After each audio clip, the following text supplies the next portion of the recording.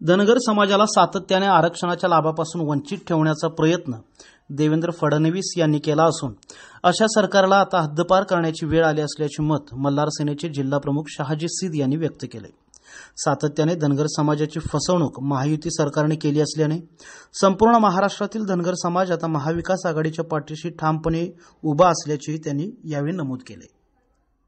धनगर समाजाच्या आरक्षणाचा मुद्दा सातत्याने ऐरणीवर येणारा मुद्दा आहे।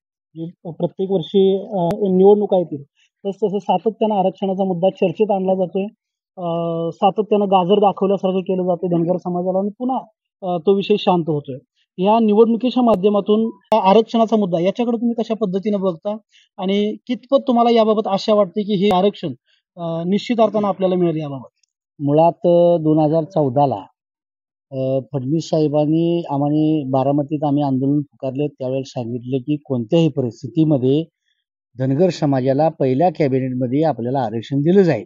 परंतु सातत्यानं धनगर समाजाची आरक्षणाच्या बाबतीत फसवणूक केलेली आहे आणि मोदी सरकारनं म्हणजे ते फेकू सरकार आहे आणि फडणवीस साहेबांनी आमच्या धनगर समाजाच्या जी नेते मंडळींनी जे काम केलं त्यांनी 10 वर्ष सातत्यानं निवडून सत्ता केंद्रात आणि महाराष्ट्रात आणण्याचं काम सिंहाचा वाटा धनगर समाजाने केला।